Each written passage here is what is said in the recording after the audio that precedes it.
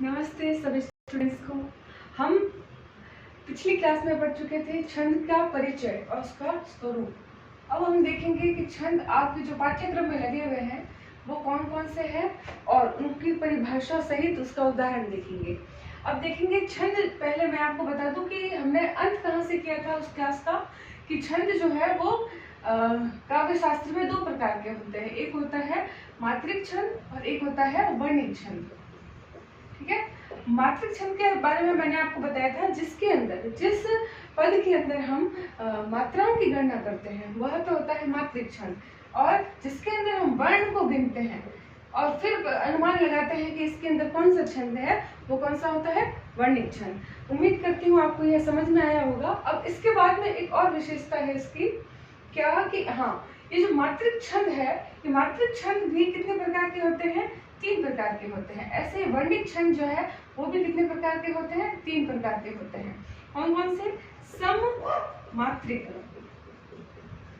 छंद, ठीक है, अर्ध सममात्रिक छंद, ऐसे ही तीसरा है विषम मात्रिक छंद। ऐसे वर्णिक जो छंद है उसके 3 प्रकार कौन कौन से हैं, समवर्णिक छंद, अर्ध समवर्णिक छंद और अंतिम है विषम वर्णिक छंद। अब जो मैंने ये आपको मात्रिक छंद और वर्णिक छंद के 3 प्रकार बताए हैं, उन 3 प्रकारों में क्या है कि ये जो सममात्रिक, अर्ध सममात्रिक और विषम मात्रिक जो कहा है मैंने, जैसे मात्रिक छंद में, तो वह क्या है, वह ये कहना चाह रहा है कि जिसके अंदर, जैसे मैं एक एग्जांपल देती हूँ, एक मैं दोहा लिख रही हूँ, उस दोहे को जैसे बड़ा भया तो क्या भया, कौमा, जैसे पेड़ खजूर, पंथी को छाया नहीं, कौमा, फल लागे अति दूर। इस तरीके से इसके अंदर कितने, 1 2 3 और 4, इसको क्या बोलते हैं, 4 चरण बोलते हैं। इसके अंदर 4 चरणों के अंदर ये पूरी बात कही गई है। जैसे मैं बताऊं कि सममात्रिक जो छंद होता है उसके अंदर क्या होता है, 1 2 3 और 4, मुख्य रूप से एक पद या किसी काव्य में क्या होता है, 4 चरणों की प्रधानता होती है। तो 4 जो चरण है, इन चारों चरणों में जो हम मात्राएं गिनेंगे, उनमें जो मात्राएं जो है, अगर चारों चरणों में क्या हो, समान हो, तो वो कौन सा होगा, सममात्रिक छंद। और जिसके अंदर अर्ध सममात्रिक, यानी जिसके अंदर जैसे 1 और 3 इनमें एक जैसी और 2 और 4 इनमें एक जैसी, मतलब इन दोनों में बराबर और इन दोनों में बराबर। अगर मैं कहूँ कि इसमें 11 मात्राएं और इसमें 13 मात्राएं, इन दोनों में अगर 11 और इन दोनों में अगर 13 मात्रा हो, तो इस तरीके का जो पद होता है, जो उदाहरण होता है, वो किसका होता है, सममात्रिक छंद का होता है। ऐसे एक विषम मात्रिक छंद है। विषम मात्रिक छंद में क्या होता है कि इसके अंदर जो चारों चरण है, इन चारों चरणों में जो मात्राएं होगी वो समान नहीं होगी, न कि आधे में न ही पूरे में, अर्थात सब में अलग अलग मात्राओं की संख्या हो सकती है, तो उसे क्या बोलेंगे, विषम मात्रिक छंद। आगे हम देखेंगे वर्णिक छंद।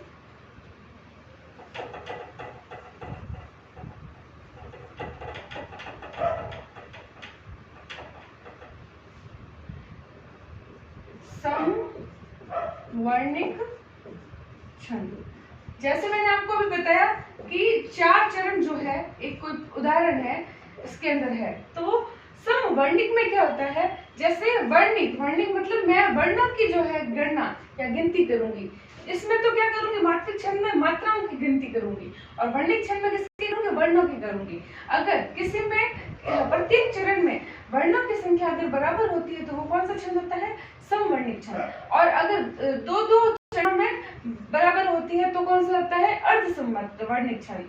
और किसी में भी बराबर नहीं होता है तो कौन सा होता है, विषम वर्णिक छंद। अब इससे आगे हम क्या देखेंगे कि राजस्थान विश्वविद्यालय के जो पाठ्यक्रम है, जिसके अंदर छंद ये जो टॉपिक लगा हुआ है, इसके अंदर आपको कुछ छंदों के बारे में बताया गया है, उसको अपन पर्टिकुलर पढ़ेंगे। क्या है, पहले अपन देखते हैं मात्रिक छंद। मात्रिक छंद। आपके सिलेबस में मात्रिक छंद कितने लगे हुए हैं? जैसे मैंने आपको बताया, मात्रिक छंद एक होता है सममात्रिक छंद। सममात्रिक छंद जो है उसके अंदर जो आपके सिलेबस में लगा है वो है रोला, चौपाई, हरि गीतिका।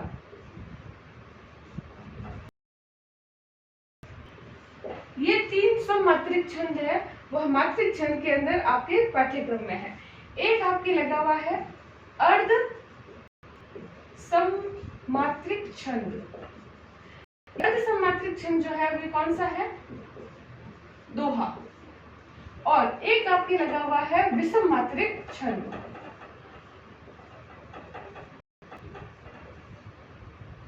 विषम मात्रिक छंद कौन सा लगा हुआ है? छप्पय। क्या नाम है? छप्पय। कौन कौन से लगे हुए हैं सममात्रिक छंद में? रोला, चौपाई, हरि गीतिका। अर्ध सममात्रिक में लगा हुआ है दोहा और विषम मात्रिक छंद में लगा हुआ है छप्पय छंद। अब हम इनके एक एक बारे में पढ़ेंगे और मैं यहीं पे चर्चा कर देती हूँ। जैसे ऐसे ही वर्णिक जो छंद है, आपके वर्णिक छंद भी 3 लगे हैं, जो तीनों ही क्या है? समवर्णिक छंद है। ठीक है। और ये समवर्णिक छंद कौन कौन से हैं? एक है, आई थिंक, एक सेकेंड, एक है शिखरिणी, एक है आपका द्रुत विलंबित,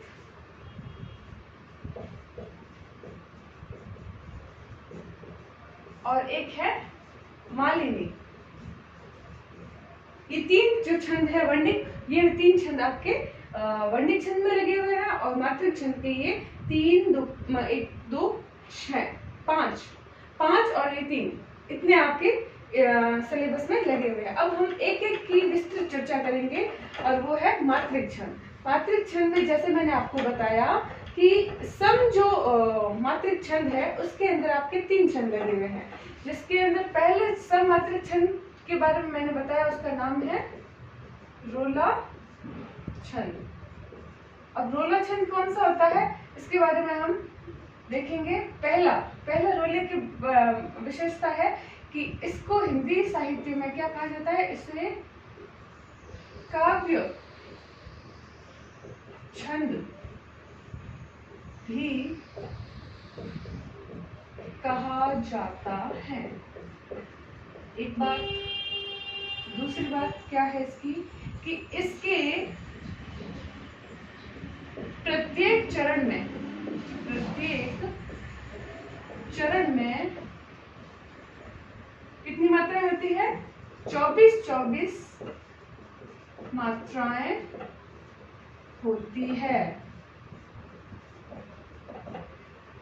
और क्या विशेषता है?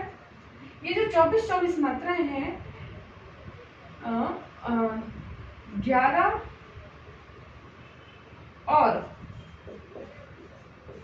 13 मात्रा पर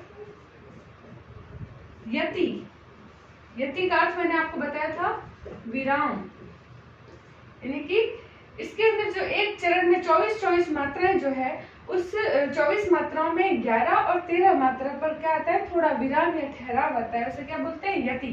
अर्थात 11 और 13 मात्राओं पर क्या होता है? यति होता है। इसके अतिरिक्त एक और विशेषता है इसकी कि इसे दोहा छंद का विपरीत माना जाता है। कैसे? क्योंकि इसके अंदर जैसे मैंने कहा कितनी मात्रा होती है? 24 मात्राएं होती है। तो दोहा छंद जो है इसके अंदर भी कितनी मात्राएं होती हैं? 24 मात्राएं होती हैं। एक और छंद है जिसका नाम क्या है? सोरठा छंद। इस सोरठा छंद में भी कितनी मात्राएं होती है? 24 मात्राएं होती है। अब अंतर क्या है ये ध्यान से सुनिएगा। ये अंतर है कि जैसे रोला छंद है इसके अंदर ये जो 24 मात्राएं हैं, तो मैं कहती हूँ 1, 2, 3 और 4, इन चारों में पहला, दूसरा, तीसरा और चौथा। ठीक है। अब पूरे इन दोनों को जब गिनेंगे तो कितनी मात्राएं? 24 मात्राएं। इन दोनों पदों को गिनेंगे, चरणों को गिनेंगे तो कितनी? 24 मात्राएं। तो रोला छंद में क्या होता है? पहले और तीसरे चरण में 11 मात्राओं पर यति मतलब विराम, और दूसरे और चौथे चरण पर मतलब 13 मात्राओं पर क्या आता है? यति आता है। ये विशेषता है रोला की। यही विशेषता क्या कहलाती है? सोरठा की। कि सोरठा में भी क्या होता है? 11 और 13 मात्राओं पर क्या होता है? यति होता है। लेकिन कहते हैं कि दोहा छंद का विपरीत कैसे है कि यहाँ पे जो 13 मात्राएं दूसरे और चौथे चरण में आई है वो परिवर्तित होकर क्या हो जाएगा? ये इधर हो जाएगी, मतलब पहले और तीसरे चरण में 13 मात्राएं और दूसरे और चौथे चरण में 11 मात्राओं पर यति होता है। सिर्फ रिकवर यानी कि विराम, जहां पे अपन ठहराव करेंगे उसके अंदर अंतर है कि पहले और तीसरे चरण में 11 मात्राओं पर यति है। इसका मतलब क्या है कि वह रोला और सोरठा है। और यदि 13 मात्राओं पर यति है तो वह कौन सा है? दोहा है। ये इसके अंदर थोड़ा सा अंतर हम देखते हैं। और एक और अंतर कि अब अगर देखा जाए तो मैंने जैसे आपको बताया कि रोला और सोरठा में 24 मात्राएं, ठीक है, ये तो दोहा में भी है। दोहे के अंतर का कारण ये हो गया कि इसमें 11 और 13 मात्राओं पर यति होता है, वहीं पे यहाँ पे 13 और 11 मात्रा पर यति होता है। लेकिन सोरठा और रोला में क्या अंतर है? इनमें ये अंतर है कि जैसे मैंने कहा कि रोला एक क्या है, इसकी एक और विशेषता है, रोला एक सममात्रिक छंद है, सममात्रिक छंद। वहीं सोरठा जो है वो